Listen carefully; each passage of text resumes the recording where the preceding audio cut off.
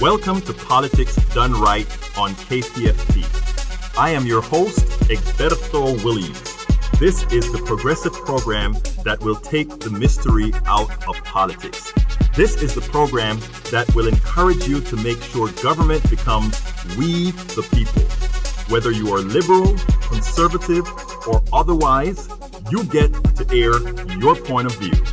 Give me a call at 713-526-5738. That is 713-526-KPFT. Remember, you can also send me a tweet to EGBERTOWILLIES. That is at Egberto Willies. Let us engage. It is politics done right. 1, 2, 3, 4. Well, folks, welcome to one more edition of Politics Done Right. I'm Egberto Willies, your host. Thank you so kindly for being a part of the show. We are going to have a great show today. Don, how are you doing today, my brother? I am doing great. Well, Don, we had set up for today one show that was going to be almost entirely about the cave and why and all that stuff. Mm-hmm. And then you kind of sent me an email and said, hey, there's this one person that you've got to have on your program.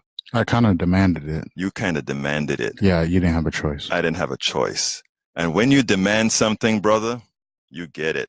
Surprisingly, yes. Surprisingly, yes. Yeah. So we're going to have a guest, and I'm going to tell you about it. But anyhow, how was your week, sir? Oh, it's a working week, just like any other week. Oh, come on. You can't be more positive than that now. You got your wish. Come on, be more positive. Well, that wasn't my wish. Okay. It was something that needed to be done. My week was a week. I just found out that I have to move for a month.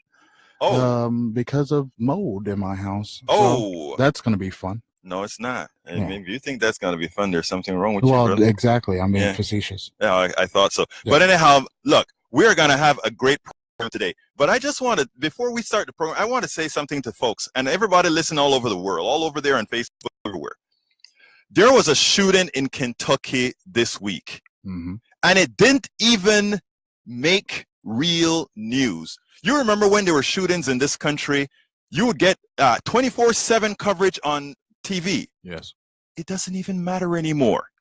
You remember there was a time when if a president paid off a prostitute, oh, wait a minute, the president, we never heard paid off a prostitute before. But it used to make a whole lot of news. Now it doesn't even phase. What's going on with the country? This is the 11th, by the way, school shooting that we've had this year. I mean, we have to take back this society and bring back some sort of a balance. There's something that is wrong. Anyhow, folks, we're going to have a great program. The program today's, the topic is why Democrats fail at winning. Government shutdown illustrates why. Subtitle, Progressives Must Force Democrats to Fight. Goes as follows, folks. Before I start, I have a special ask of all my listeners. Please like the Facebook page, Politics Done Right with Egberto Willies. Like that Facebook page so that you're informed as soon as our stuff starts to come up. And please remember to follow Egberto Willies on Twitter. Handle Egberto Willies on Twitter. Folks, Politics Done Right has been on the topic of a lack of spine consistently shown by Democrats. Appeasement and fear haven't served them well. A refusal to work on a real narrative consistent with their platform hasn't. Not diligently working to ensure all people in its base is at the forefront of legislation when in power hasn't. DACA, women of people of color throughout that deserve the same attention the right gives to its appendages when they are in power. Yes, one must legislate for all, but different constituencies require specific actions denied them when the government is in the hands of the nationalists. Well, today we have a special guest. Carolina Ramirez is undocumented, unafraid, and unapologetic. Carolina, welcome to the show. We're going to talk a lot later on. Thank you for showing up. Happy to be here. Now, I love those three words: undocumented, unafraid, unapologetic. We're going to explore what that means not only to you, but what that means to a whole lot of people later in the show. Who is Carolina? She is an Education Equity Program Manager at United We Dream Network, the largest immigrant youth-led network in the country that organizes and that advocates for the dignity and fair treatment of immigrant youth and families, regardless of immigration status. Carolina is one of the founding members of the United We Dream Houston chapter, along with Oscar Hernandez. United We Dream Houston has led civic engagement work and the defeat of the 287G program in Harris County. Currently, the network's most pressing campaign is for the bipartisan DREAM Act, which would provide a pathway to citizenship and protection for the deportation for immigrant youth and young adults that came into the country as children. Carolina is originally from Coahuila, Mexico, has called Texas home for 24 years, and is a DACA beneficiary. Did I say that town right? Coahuila? Coahuila. Coahuila. Yeah, that one kind of got to me. That's almost as bad as Guanajuato, you know, but anyhow.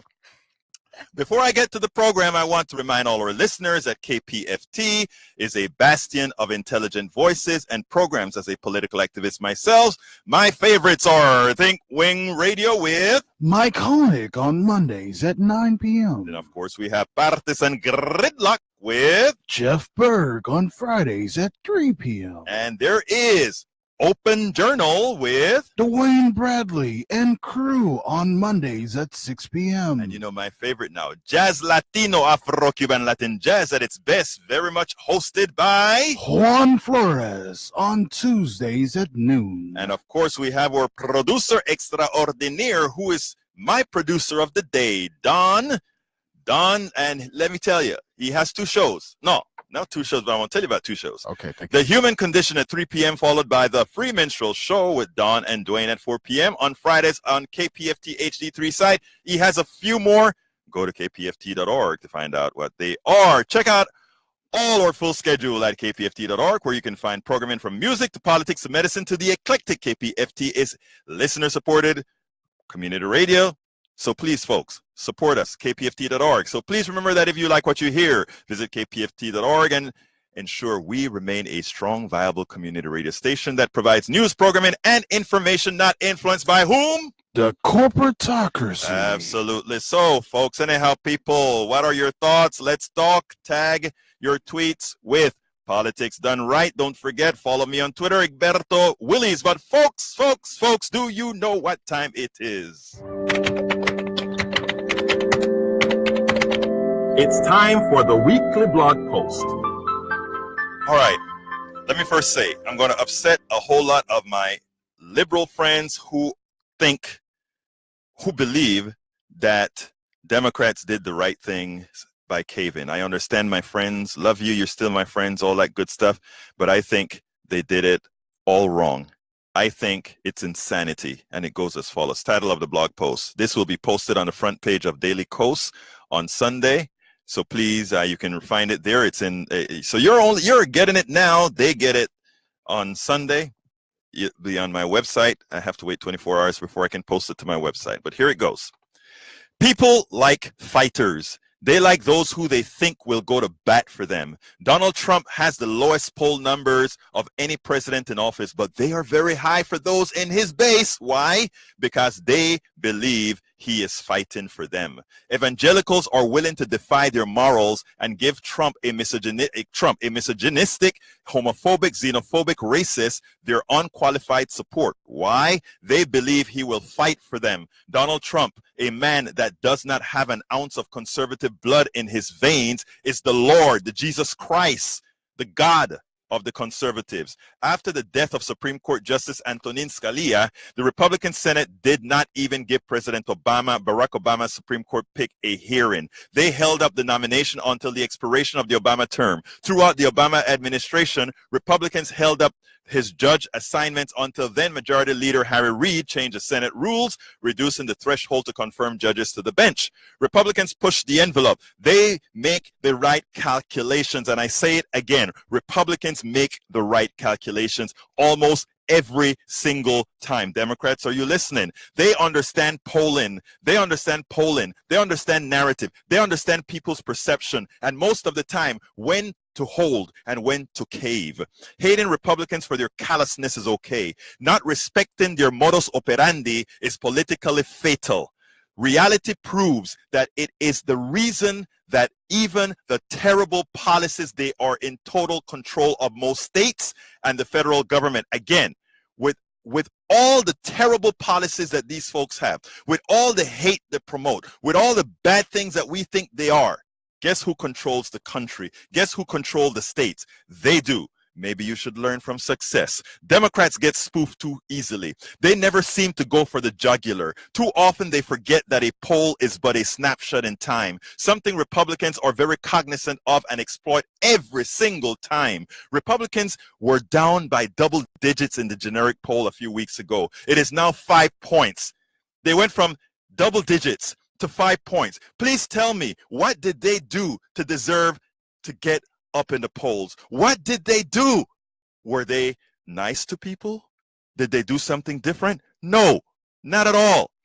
This after passing a tax cut scam that the vast majority of Americans were against and attempting to pass Trump Care, a bill that would have taken away health insurance from millions of Americans. That is so in the past right now, and Republicans are doing just fine. The blue wave that the Democrats think they can coast towards is in a danger of becoming a ripple. Democrats caving after a 3-day government shutdown does little to inspire confidence that they are willing to fight for the common person. Many say that they had no choice. The numbers were just not there. It would have been detrimental to the potential 218 blue wave. No, it wasn't detrimental to the potential blue wave. You're killing the possibility of a potential 2018 blue wave. Hogwash, folks.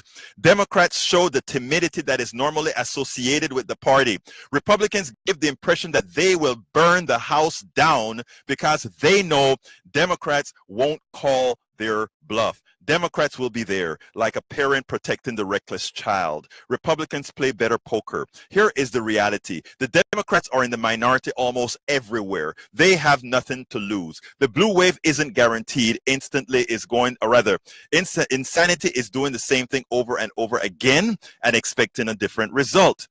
It is time to go for broke. Democrats should not have caved and voted for reopening the government. For once, they should have shown some spine. Yes, many poor Americans and middle-class Americans would suffer in the short term, but it would alleviate much harsher long-term suffering, not only for DACA recipients, CHIP recipients, but other programs that Republicans would then think twice about cutting for fear of an effective shutdown. Some say Republicans would be fine to wait, or rather, some say Republicans would find a way to change the rules of the Senate and effect the nuclear action or nuclear option, to which others say, let them. They then lose the cover of the protection of the Democrats, and Americans would know that Republican policies are all Republican. No more. We had to do it to satiate Democrats. We had to do it because that's what the Democrats told us to do, and if we didn't do it, we would not have been able to get the laws passed. Folks, it's hardball time. And for those people who continue to placate and say, oh, Schumer didn't have a choice. Schumer just had to do it. The numbers weren't just there. No. When they were in the minority, they still crippled Obama. Well, wait a minute. I think it was some neoliberal Democrats that crippled Obama. Oh, my God. Folks, progressives, left-wing activists are out there. You got to get with the picture. You got to get with the program. You have to understand the dynamics. You have to understand the narrative. You have to define the narrative. You can't wait for some party to define the narrative for you. Because when a party defines your narrative, you get a cave. You get what you call the neoliberal cave. I won't go into all that neoliberalism right now because this is not the topic of the day. But that is what you get.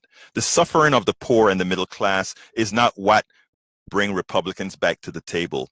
When the shutdown begins to have a material effect on business and their wealthy benefactors, their tune would change. But they must know that Democrats are willing to take it there. As it stands today, Republicans know Democrats are always a poll drop number away from caving. Folks, the telephone number is 64. Oops. Come on, man. 713-526-5738. I've got 3 different calling numbers to remember. It's okay. Once again, that's 713-526-5738. And we need to hear from you, folks. We need to hear from you. But right now in the studio, we have Carolina Ramirez. Carolina, first of all, tell me, why are you here? Because, I mean, I love your story. Tell us a little bit about yourself. Thanks. Thank you for having me. Well, I'm here because, as I mentioned in my story, I am undocumented, unafraid, unapologetic. And I come from a line of very powerful, resilient people. And that includes my mom and my dad. When they were living in Coahuila, which is the state northmost to Texas, or northmost in Mexico, I literally was born walking distance away from Texas. Years later, when my parents were living in Coahuila, we started facing a lot of issues, and my parents lost their jobs. And that's in Mexico. That's in Mexico. Okay.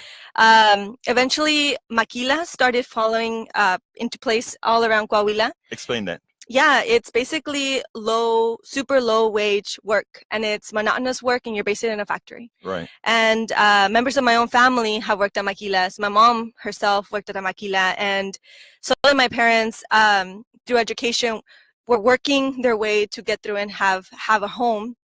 But eventually, early in the 90s, families were devastated in the... I want to stop you right there, because I want to triangulate maquilas and Americans, because you know what happens here in America is that a lot of Americans think that somehow it is those undocumented workers that are coming out here that's causing the destruction of the job and wages in America. If you explain what the maquiladores are, they would understand that the destruction of the job has nothing to do with the immigrants coming to this country. Please go.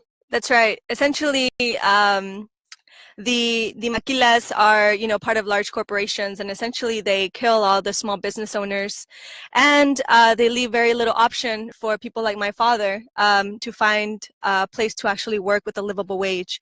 And so my dad was told, you learn English, you can get your own business, and you can make it in Mexico. And that's exactly what he tried to do.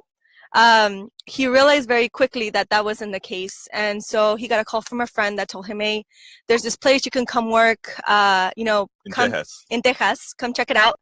And my dad, by this time he had realized that it was impossible for him to put food on the table with the wage that he earned. And he came to Texas, and he started working here, and he was here a year, and he was mind blown at the fact that he was working probably one of the lower wage jobs in Texas, and it was hard work, and it was laborious. But at the end of the day, he said, I can pay for you to continue to live well for your mom, for your mother. And so he told my mom, you need to come over here. All right. I want to, you're framing that personally and how your story is that you got over here. What I want to get to my audience is a deeper part of that story, where we talk about American policy actually enhancing and making that doorway to America because of the policy that they present in other countries that create that unemployment for people coming out here. That's very true. By this time, I had no idea about NAFTA, right? I had no idea about these free trade agreements that apparently let products cross easier than people from border to border. But eventually what we saw is that we were able to have a livable wage in Texas, whereas a lot of our own family in Mexico was not able to do that. Right. And we know that those are policies that have been created from the United States into Mexico and other countries that essentially make it impossible. I have said that, immigrants coming to your country should be a wake-up call for you that what's happening in that country could happen here. And I think we've seen it happen here. Well, it has happened. You and I were speaking earlier today, and I told you about some people that you weren't necessarily aware of. The white folks in Appalachia are living the lives of the immigrants right now coming over the border, but nobody talks about them. And actually, as I was thinking about it, maybe I don't call them Appalachia, but I actually have lived right next to them. So moving forward, my mom being the powerful woman she is, she's like, I'm not going to live in Mexico by myself. I'm going to go find your dad because we're a family and we're supposed to be together. And by this time, my dad was like, we need to live in Texas. We need to live in Texas. And my mom was like, let's go see. But we're going to bring him back, actually. That's what we're going to do. But she realized that it was just a big difference. And so essentially, we made our home in rural Texas, Port Arthur, Texas. And it was an incredible experience. I got to meet folks from all working class backgrounds who spoke multiple languages. And I think there is when I became to realize that I was a little bit different. I did not have papeles. My family said that pretty She didn't have papeles. She didn't have papers. That's right. I was very much undocumented, no pathway to relief. My parents had been victims of fraud. And essentially what happened is that I became to know that being undocumented would, and this was before 2001, folks who were undocumented were not able to pay in-state tuition to go to college. There were many redadas or raids where immigration agents would literally come to workplaces and come to our homes, pick us up and deport us. And that actually happened in one of my dad's workplaces. So how did he get away from getting deported? I think this calls a lot to the power of community. I don't think he considers himself an ally, but essentially that's what he did. One of the people that worked with my dad, he learned about the workplace raids and that they were going to go to this particular job. And he called my dad and said, don't go to work that day. Wow. And so for the entire day, my mom, my dad, and myself, we stayed in our home and we didn't move. I was petrified of the idea of my dad getting deported to Mexico. He's just a person I would never imagine being carried away in handcuffs. And so I think that inspired a lot of questions in me about why was this happening. And I think there were a mixture of emotions because I didn't quite understand what was happening. I wished in school they would have told me about the immigration system and how immigration policy is a very racist policy and how the reason why we couldn't have a pathway to citizenship was a lot more complex. And I saw my mom trying to talk to immigration attorneys, and eventually, we saw family members of our own community paying what they thought were attorneys, but essentially they were ripping them off. Exactly. And some of them got deported, and so that caused us, I think, a bit of my family to retreat. Essentially, I think just fast forwarding why I am here is because I have realized after a long time that immigration rights is connected to human rights, is connected to workers' rights, is connected to all working class people. And at the end of the day, what we want to do is we want to live with dignity, and we deserve that. And so I started organizing in my community. My mom had been a community organizer around immigration and around other issues, particularly workers' rights. And when I got to college, I heard about this thing called the DREAM Act. And I didn't know exactly what it was, but essentially I learned that it was a pathway to citizenship. And I thought, wow, this could be it. This could be that moment. And I started becoming more aware. We created a student organization on my campus with other classmates that were also undocumented. And at that time, we were very much afraid. I wonder why. And at that time, what we really were fighting for was the ability to stay in the country. That's what we needed. That's what we did. And we hosted die-ins. We hosted, we had a hunger strike. And essentially, we realized that allies were really receptive to our stories. And who were your allies?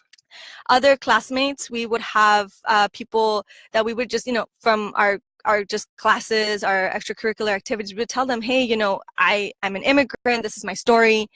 Educators, teachers, professors were really receptive to us and wanted to know more what they can do. And we eventually started being connected to this kind of national movement that had been going on. And that's when I got connected to United We Dream. And I then had I think an epiphany I graduated from college. Where'd you go to school? Lamar University. All right, Beaumont, Texas. That's right, in Beaumont, Texas. And I I actually remember that day, December 2010. The day that the DACA was being voted on was the day that I was walking across the graduation stage. Wow. And so imagine putting all your hopes and dreams on this like one particular piece of action. You could go to work as well. That's right. That's right. And as we know, the DREAM Act didn't have the votes that it needed. Right. And I went into a period of shock. There were other things happening, and essentially, I started I was in a space where I realized that I actually was in survival mode.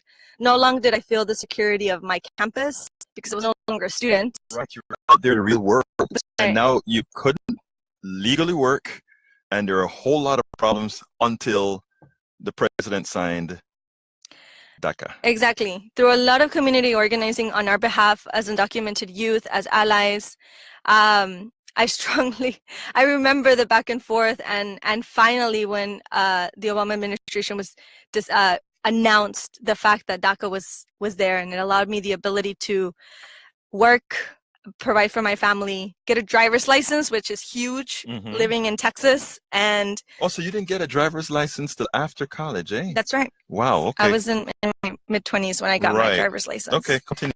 And more importantly for me, I was no longer deportable. Right. And that, it was like night and day. I went from waiting tables to having my first. What a lot of people don't realize is the stress level. What the stress levels is to people that are, that are living in that condition. I mean, a lot of people are not empathetic enough to that point to realize, well, they shouldn't be here anyway. I'm going to talk a little bit about that later on. A whole lot about that later on. But for now, let's go ahead and get to the phone calls. And then I want you to be thinking about a mission, what you want to tell. I don't want you to talk to the left-wingers. I don't want you to talk to the people who know about this. I want you to talk to those people and tell them why it is that they have no right to send folks back. Okay? So I want you to think about that. All right, let's go to line one. James, come on in, James. Gilberto. Talk to me, brother. Hey, Smitty, I just want to tell you, I'm enjoying your show, man. And Democrats, we are really weak. I agree with you wholeheartedly. We don't go for the juggler. Right. Enjoy your show. Smitty. Thank you, my brother. Okay, brother. Appreciate it, my man. Okay. All right, let's go to Christopher, line two. And folks, this is a call-in show, 713-526. I enjoy the show as well. Yeah, thank you, Christopher. But I have an issue with just the name of that. Talk to me. Unapologetic, undocumented. Mm-hmm. And there has to be a respect for the rule of law. I have a real issue with how immigrants of color are treated. Right. And so you can't go to any other country and go, I'm staying here. I'm unapologetic about it. Mm-hmm. And you'll be in prison. Mm-hmm. I think you work with the system. Right. She would, become a lawyer and get rid of some of the scumbags that are from Mexico that are taking advantage of many of the Mexicans and taking their money and leaving them high and dry, like the person in Michigan who spent over $100,000 with some scumbag attorney representing himself to get people legal, and then he still was deported. Right. But we know that people of color are dealt with very harshly. We know the system is corrupt. Of course. I mean, somebody from Canada, somebody from Ireland, and all of that. There are a lot of undocumented folks otherwise that nobody looks at. I'm going to let her hold on a second, Christopher. I'm going to come back to you, but I want her to talk about that. I actually love that she came out with that stance, and I'll explain my reasoning for loving her stance after she explains herself. Okay. All right. Perfect. Thank you. I think for me, it's important. There was a very long time I lived with a lot of shame about being undocumented and being an immigrant. And I think it came from not really understanding that the fact is that my parents were fleeing poverty and trying to legitimately find a better life for myself. And so them migrating in the way that they did was an act of love, was an act of, I think, resilience, because there was no other way for working class people like themselves to be able to go to a place where they were actually safe and they were actually able to get livable wages. So at the end of the day, I spent a lot of years being apologetic for being an immigrant and being undocumented. But I realized that the fact is that there is no line for me to get in. There was no way for us to become residents or citizens. And so at the end, it really came down to myself and my values and my humanity, and realizing that as a human being, I matter, I'm important. And so I am unapologetic because I think I am doing everything I can to live in my values, to love myself, and to say, you know what, you matter and you're valuable. Now, I think let me say my piece though before you respond, Christopher, because sure. I think Carolina was super nice in the way she answered that question, but I won't be nice in the way I think that question should be answered. First of all, this is a country of opportunity formed on sin, formed by a sin. The people who formed this country came over to this country, and they took this country, and therefore, for anybody who is able to get around our immigration system, first of all, I'm for controlled, open borders. What that means is, yes, you have to control population somehow, but for those people who are resourceful enough to get over here, they should get over here unapologetically, because those people who formed this country did so unapologetically. Here's the interesting thing about it. When these people that are coming over here as immigrants from my part of the world, Panama, Costa Rica, all these places, Mexico, all these places, when they come over here, they're not coming over here with a gun to take it away from those who used guns to take it away from those who were originally here. So I want those people who are the immigrants that are here to be, in fact, unapologetic. And you want to say a quick thing, Don, before we go back to Christopher? Sure, absolutely. I mean, hold on a second, Chris. Okay, go ahead, Christopher. Yeah, I think the way she responded, certainly I get that it's about her dignity and finding herself working in a place of synergy and power. Mm-hmm. But yeah, go ahead, Christopher. We know the ills and the woes. I mean, Martin Luther King brought it out when he talked about how that, people from Ireland and other places were given grants, were given land, yes, sir, machinery, were given money, and we were told to pick ourselves up by our bootstraps. Right. We had none. Right. So I get it, but I still think that if you're going to be effective, you've got to find a system to work through. There's the corruption in many of these countries, including Mexico and so a lot of those places. People are fleeing because of corruption in their own country. And yes, some of those people that get through are corrupt. Mm-hmm. And Dr. Cole once said, the good suffer with the bad. We have to find a way to work the system to where we change the evil. Right.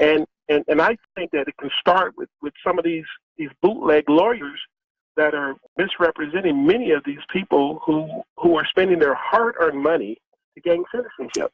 I hear you, Christopher. I want to put you on hold a bit, ask you to hold a bit more, so that Don want to interject something here, and then I want to just kind of mention a piece to you in a little bit. Go ahead, Don. Yeah, real quick on the lawyers misusing those immigrants that are coming over here. That's pretty much what America does to Mexico and any other country that they choose to.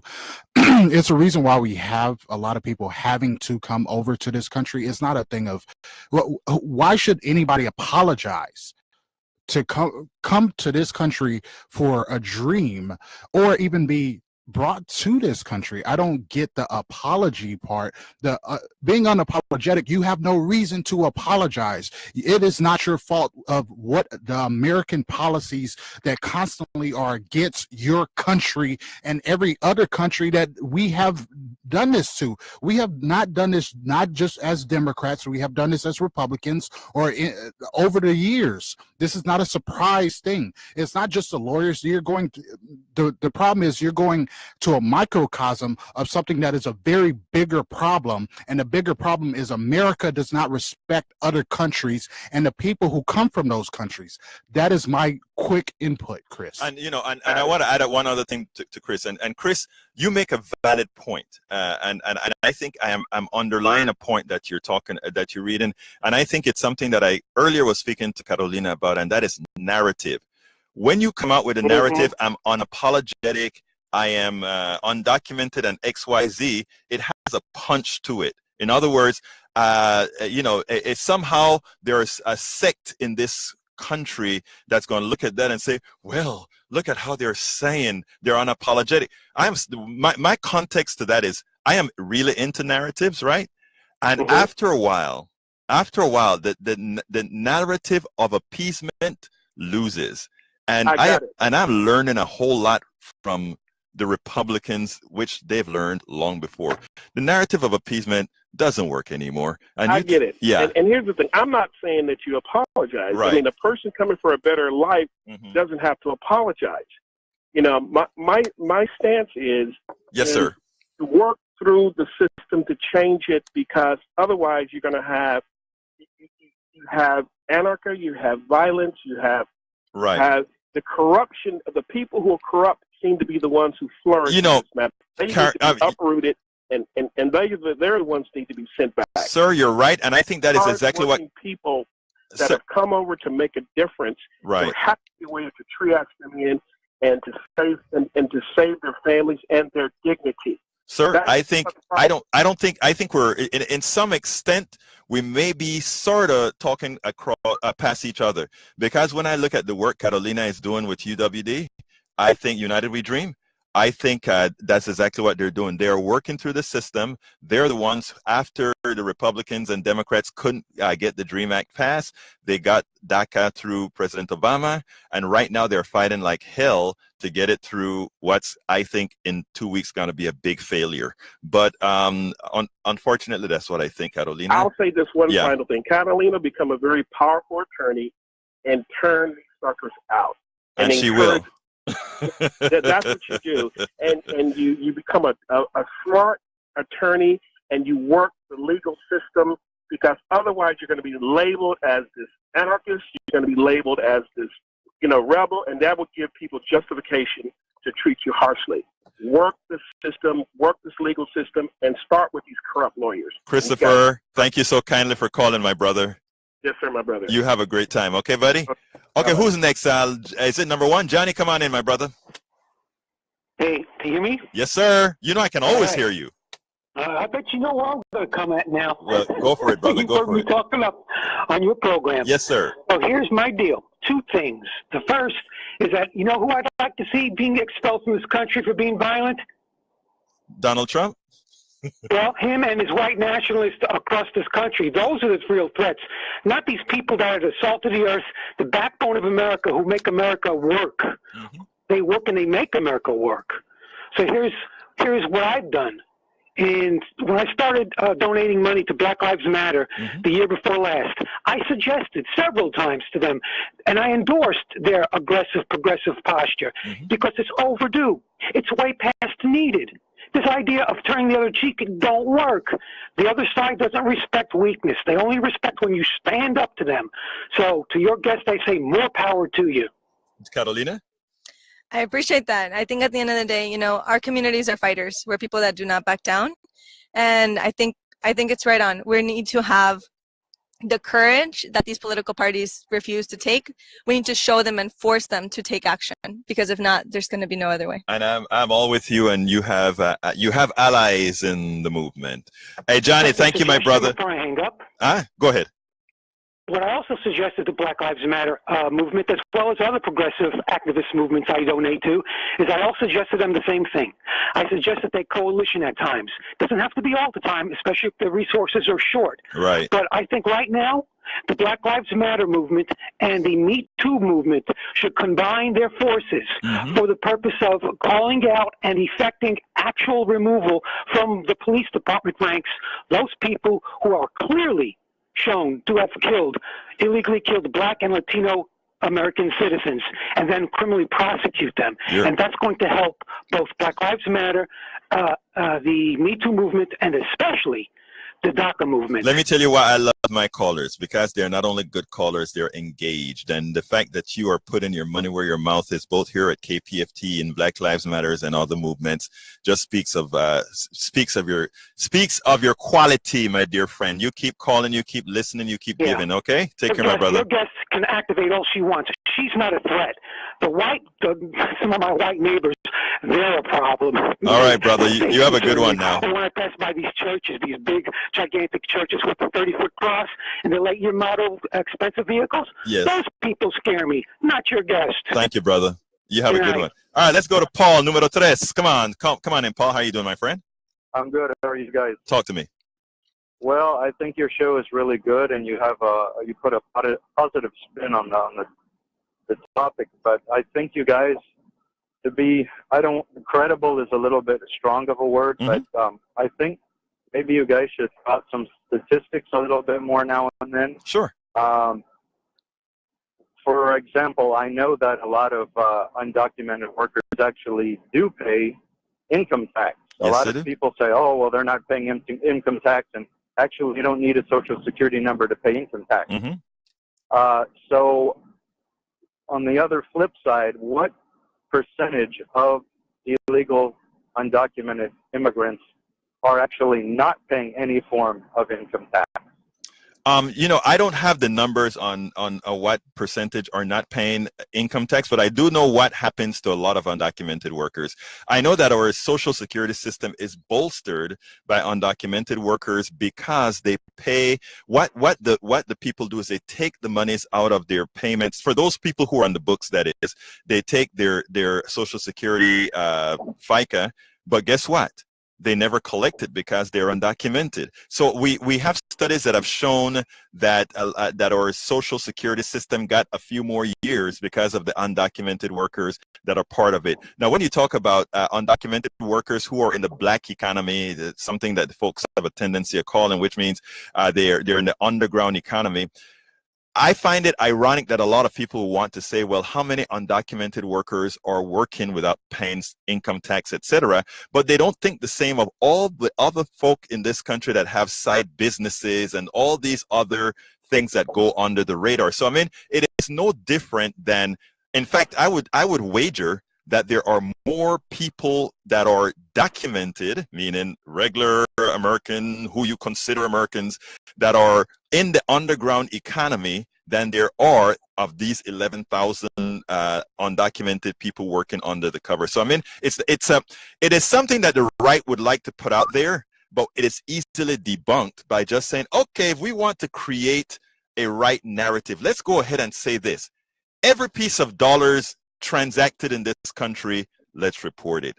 It'll be quite interesting. Anything else you have to say, my dear friend, Paul? No, I think that was an excellent point, and you should definitely discuss that because, the right-wingers and the Fox listeners You're that right, are brainwashed Paul. need to hear these things. You know, Paul, and you did a very positive thing for this show just by calling in, forcing us to put out that point that wasn't necessarily a point that we were going to put out. That is very important. So I tell you, Carolina, I have the greatest listeners on this planet. These guys call, and I have the most intelligent folks. You have a good one, Paul.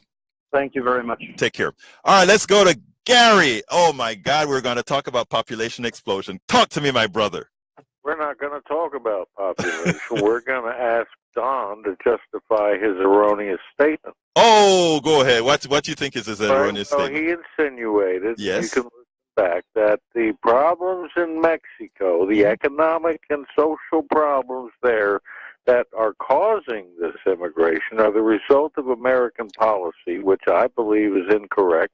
And I'd like to hear him justify that accusation. He has another call coming in, but let me speak for my young son here, okay? You can't just say crazy stuff. No, but like and again, it's not crazy stuff, Gary. And Gary, let me tell you, if you've ever studied history, Gary, my brother, listen to me, Gary. You see, you can't look at the present, right? You have to look at how, you have to look from the carry the big stick work. You have to look at the entire American policy over not only this century, but the previous century. We have to bring in Haiti into the equation. We have to bring in all of those into the equation. A lot of the malaise that is occurring in Central America and South America, talk about the Chicago boys and how they've destroyed Chile, Argentina, and all these other places. It's not the current stuff of the show right now, so I'm not going to go into it. All I have to do is defend my son here, my producer here, and say he's absolutely right. But Gary, give me another comment before I let you go, because I got to go to Jessica next. All right. Evangelicals are criticized because they want to live in the past and they're reactionary. Yes. And don't want the progressive concepts of gay marriage and abortion and other issues that are not that don't agree with them religiously. Mm-hmm. And how is that different from you going back on 250 years? There's a big difference, and you have to understand it, my brother. And you can listen to it offline if you want to, but here's the difference, okay? If I look at you and I gave you a hands up early on in your life, that doesn't last just for the time that I gave it to you. It is something that is built upon. When you had redlining in this country, right, it meant that people of color got it meant white people got a running start. So never ever could anybody catch up in the aggregate. Nobody can catch up if you have a running start. Look at the multiplicative effect on money. It just can't happen. But Gary, I gotta go. We'll talk another time, brother, because I want to give Carolina about 3 minutes to tell her piece, and I have a lot of calls coming in. Let's go to line number 2. Jessica, come on in. Hello? Come on in, Jessica. Yes, ma'am. Yes, just very quick, just to piggyback off the caller before, yes. In regards to undocumented taxes. Uh-huh. With one thing that we as the world need to understand, that history is cyclical. And fall back to something very, very simple. Let's first, as a yeoman, then work the land. You can get anything. Let's go to slavery, America. We worked, right? Yes, ma'am. Black woman. And not only that, some of us, especially women, they're the ones who got to pay. Right. We were taxed. And with that being said, if we think, that's what my mother told me, think about our culture when we went through. You're not saying that, because we're educated now, it's not going to happen, or go on to the next generation of people who are poor being targeted. Same situation. They're being taxed. So how dare us think or don't think about our ancestors and our past as far as what happened to us, how we were taken advantage of. Exactly right, Jessica. And another thing, this LGBT situation, I am tired of the Republican Party always trying to use that podium, that platform, to push their evils. For example, the pedophilic orientation, sexual orientation, a lot of people miss that. They would right. put it on the LGBT ticket.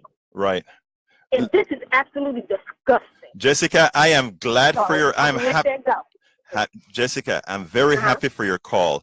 I mean, you hit quite a few numbers right there. That's what we need. You keep listening. You keep calling. By the way, share these shows, because this is how the progressive voice gets out there. What we have happening is other folks drown us out because we don't do our job. So you spread it, okay, my friend? Yes, sir. Thank you, sir. And you continue to say things. Love your program. Bye-bye. Thank you. I appreciate it. Let's go to Tag, line number 1. Come on in, Tag. Hey, Egberto, and hello to Houston also. How you doing? All right. That's you, Carolina. Peace. Oh, hey. Come on in, Tag. Yeah, just a couple quick points here.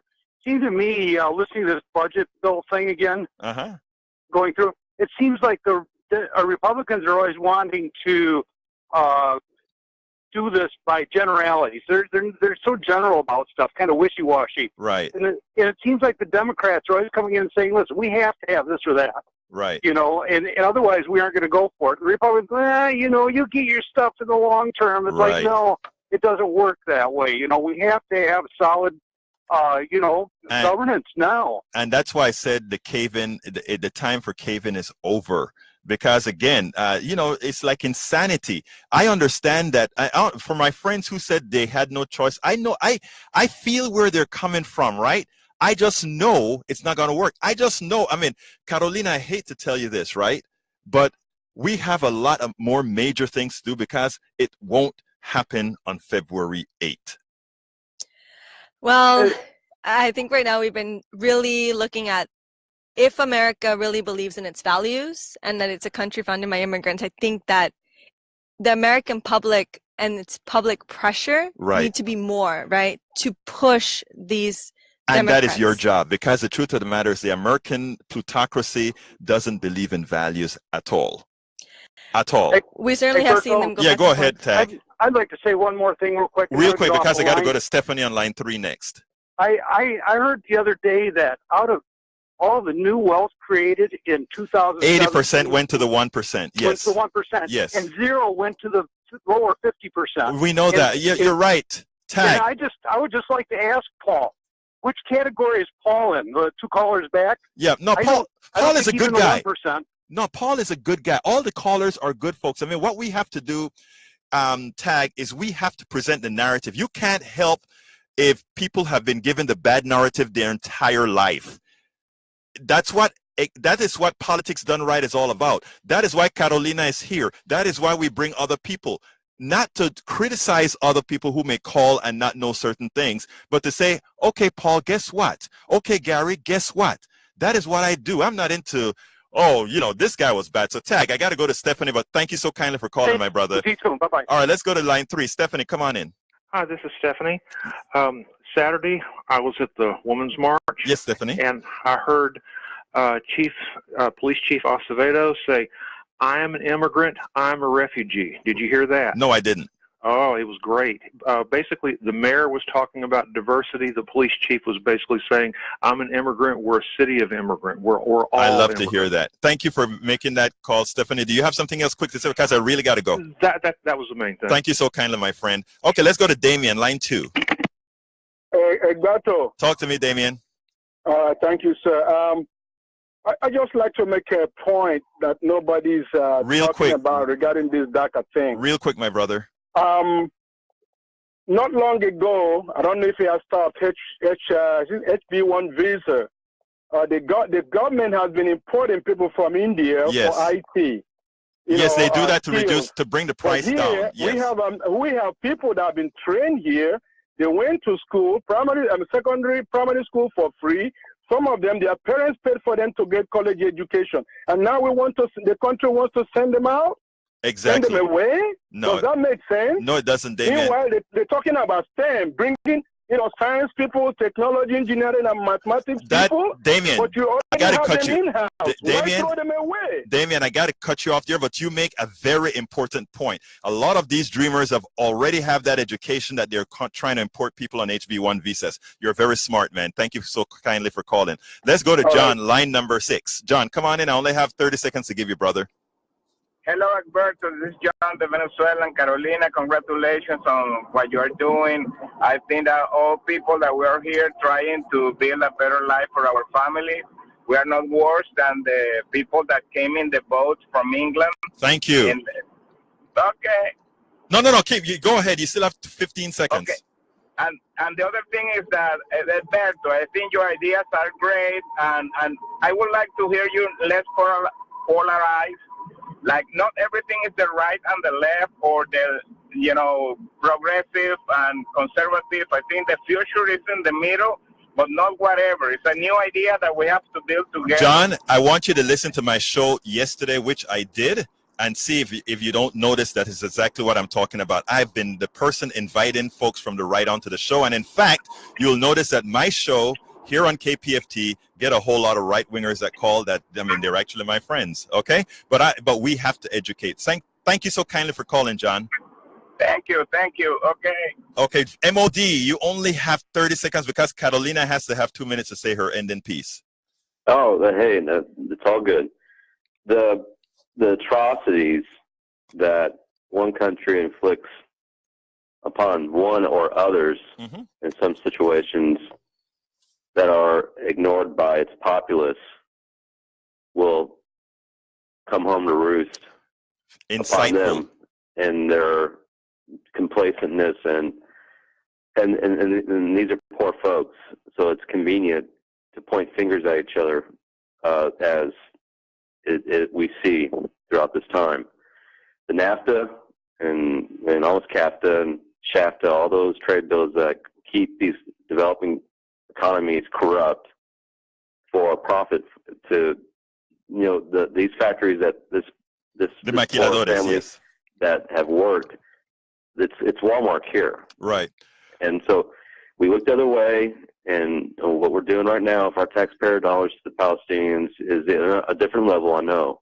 Right. Egberto, but it's gotta go, right, MOD. But you thank you so kindly for calling in, my friend. Okay, Carolina, what I'd like to ask you to do is talking to the people out there, not to just the folks that you know about the movement. Why is this so important, and what do you want them to do effective now? Right. So, I have been a Texan for more than 24 years, and right now we are in a state of emergency and crisis. We are not only 800,000 of us that have the ability to have a work permit and not be deportable. We fought for this opportunity, and it's constitutional right that we have. But the Trump administration did take this away, which means that communities all over the country would be suffering, because many of us are educators, we are nurses, we are folks that are students. So essentially, it's ripping from the fabric of your community people who are essential, who are contributing and have been members of your community for a long time. We're in a crisis because deportations continue to happen. More and more immigrants are being pulled away from their families and put into these private detention centers. And especially right now, we have clock ticking where 17,000 of us have already lost our work permits. 2,500 more will lose it in the next 3 weeks because of the inaction on behalf of Congress. It's true. We were incensed by the lack of leadership from both Democrats and Republicans alike. And what we need right now from the American public is to remind them about the values that we live, about the fact that this is a community of immigrants, that you value your community members. And so it's important for you to tell them, we need a Clean Dream Act now. We need a permanent solution now. Carolina, thank you very much. That was excellent. Now, folks, remember, a lot of the reasons we have a lot of folks coming here has to do with policy. But secondly, on the moral point of view, we claim to be a country that believe in family values. We claim to be a country that believe in keeping families together. If that is what you believe, I don't care if you're on the right, and John, I'm speaking to folks now on the right, I'm speaking to folks on the left, and I'm speaking to your soft space, the middle. You have to act. It is your responsibility to act to make sure the evil that's occurring in Congress does not continue. This is Politics Done Right. My name is Egberto Willies. Thank you so kindly for being a part of the show. And we are out.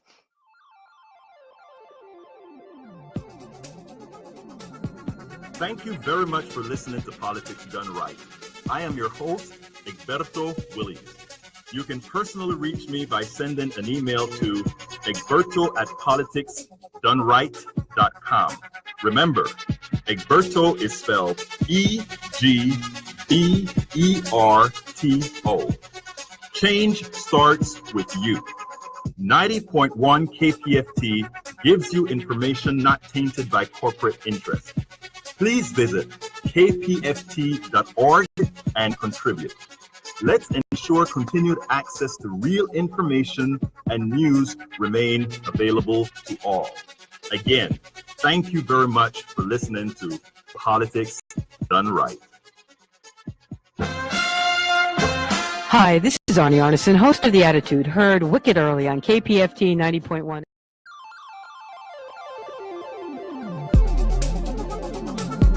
Thank you very much for listening to Politics Done Right. I am your host, Egberto Willies.